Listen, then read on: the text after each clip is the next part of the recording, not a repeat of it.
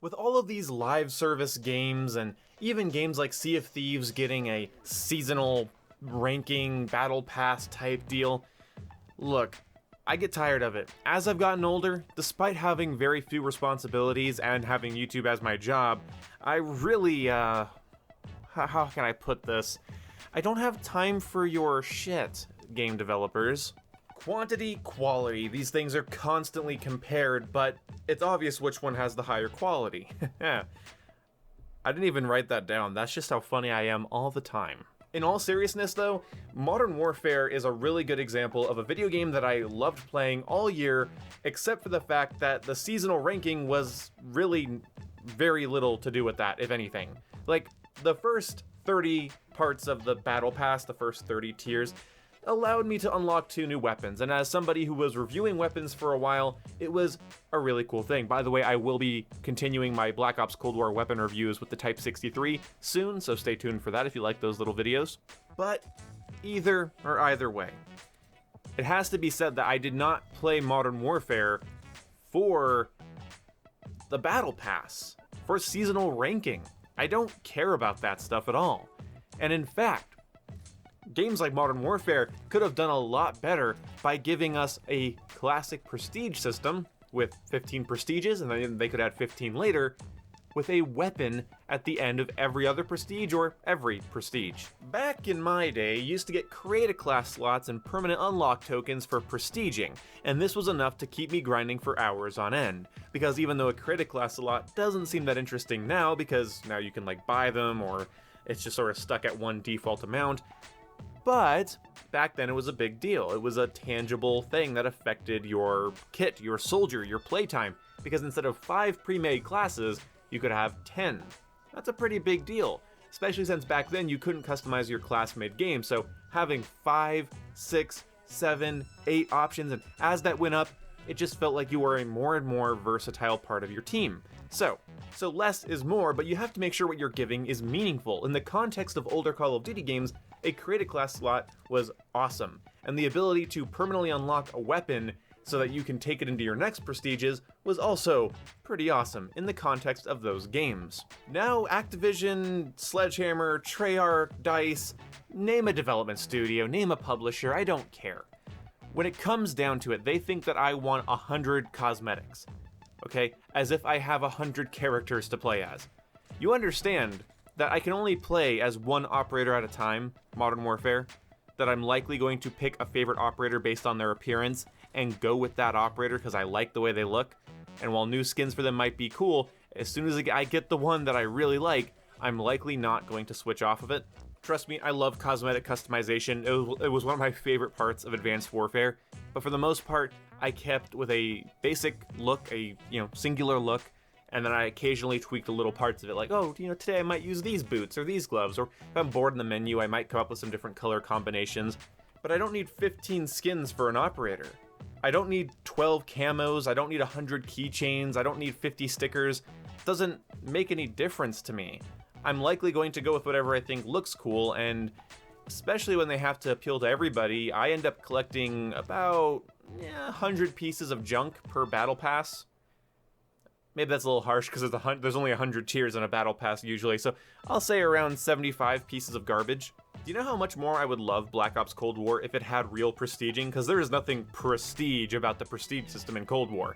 I mean, anybody who's asking for prestiges, if you really wanted them, then you're disappointed with the system they implemented because, I'm sorry if I'm the first one to tell you this, it's just a seasonal ranking system that calls itself prestiging. There's nothing about it that's prestiging, and there was no way that you were asking for them to just repackage seasonal ranks as a prestige. There's no way you were asking for that, so if you were asking for prestiging on Twitter, I hope you're irritated just like I am. But if Black Ops Cold War would have had a real traditional prestige system where I give up all my unlocks, reset myself back to level 1, I gain 1 prestige, and then I get a reward, that is tantalizing to me. That will keep me playing much longer than any sort of seasonal ranking system that resets no matter what I do. Numbers next to my name mean nothing. They mean playtime, really is what they mean. And yeah, that shows dedication, but I don't really care if some random douchebags on the internet see how dedicated I am to a game. If there's a cosmetic I like, I will buy it, or try to grind to unlock it, and there is some value in that. But for the most part, what I want is a tangible thing that affects my gameplay, not my outward appearance to other people. It's not that I don't value cosmetics and aesthetics. I do. I really do. But that doesn't get me out of bed in the morning. That doesn't get me to load up Cold War because I want a certain cosmetic, a certain skin. Doesn't do anything for me. Now, yeah, if there is something I really want, I'm gonna go get it because hell yeah, but that doesn't happen often. The more and more games try to get me to play for longer and longer, the more I wish that there was actually a proper carrot at the end of the stick that I could work to at any time. Infinite Warfare did this very, very well, even though that game was really released at a bad time, because by the time it came out, I was already tired of 3-lane maps and advanced movement and clusterfucks. So Infinite Warfare did get a little tiring to me, but its prestige system is what kept me playing when I was playing.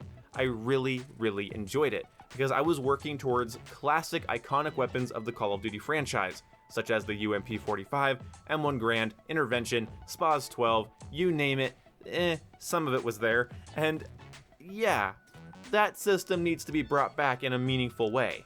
Years ago when playing Modern Warfare 2, Black Ops 1, Modern Warfare 3, I always thought prestiging needs to give you a weapon or something meaningful. And anytime I would bring that up, somebody would say, you know, not everybody has all day to grind the game, so it's not really fair to hide stat change weapons behind prestiges. Okay, that's fundamentally wrong. And it's wrong for a couple of reasons. First of all, with the way things are currently set up, I really appreciate it, Activision on the Call of Duty side, that you are going for a battle pass system versus a supply drop system, so keep that up. But if you play Call of Duty and you have very little time to play, you're taking a while to earn the weapons out of the battle pass, and you're likely missing out on most of the content in that season's battle pass. And I sort of resent the idea that Activision should be designing the game for people that don't have time to play it. If they don't have time to play it, they miss out on the rewards that the people that play it a lot get to have. I mean, you're not playing it a lot, it's not like you're taking it competitively. I resent the idea that somebody that only has maybe 4 hours every couple of nights to play, at the very most, you know, they're very busy, they are super concerned with how many people have more weapons than they do. If you only have a little bit of time to play, then you're missing out on lots of things. I mean, back in the day, you would have been missing out on having your pro perks, having your weapons leveled up, having the other reticles or camos.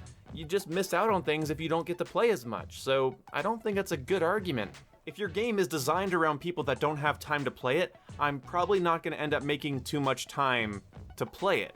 It's not going to be calling me back to unlock that next thing because it's not really designed for that. You see, some people just don't have the time, so go F yourself for having the time. I don't know, it's weird. And the people that disagree with me about prestiging having weapons behind it, they don't talk about maybe the prestiges could be faster. And they don't talk about maybe you don't lose weapon attachments when you prestige.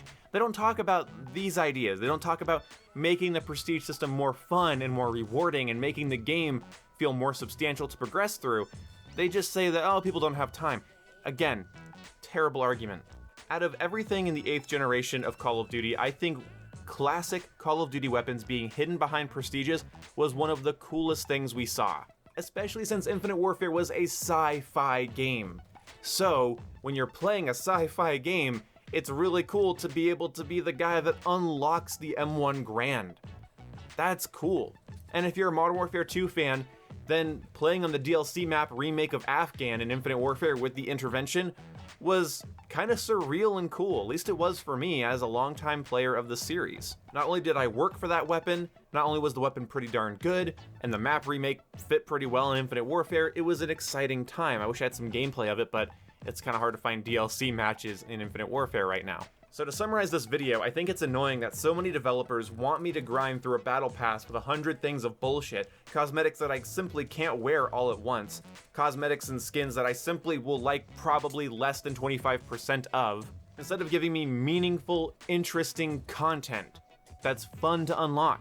I mean, I've even dabbled with the idea in my own head of a multiplayer map that you can only play online if you've prestiged. Like you unlock a classic Call of Duty map if you just prestige once. You could play it in custom games before that if you really wanted to. You know, it's not locked away from you, but you have to at least prestige once in order to unlock access to, let's say, Nuketown or Terminal or Shipment or some sort of classic throwback POS. Obviously, I don't think it's a great idea, but I've dabbled with the idea because I believe there is a necessity for meaningful content at the end of a grind. The carrot you dangle in front of me needs to look pretty damn good. Because if you dangle 100 mediocre carrots in front of me, I'm not going to run towards them. I'm going to run the opposite way. So hopefully developers in the near future kind of ditch this whole cosmetic battle pass grind and really give us some meaningful content to grind for at launch. But then knowing how evil the industry is, likely whatever unlock you really want will be behind so many hours of play that I'll have to make another rant video in like 4 years where I'm like, okay, the new Call of Duty has classic weapons hidden behind prestiges, but the prestiges take upwards of 55 hours to complete. That kind of bullshit? Yeah, see you in 4 years, kids.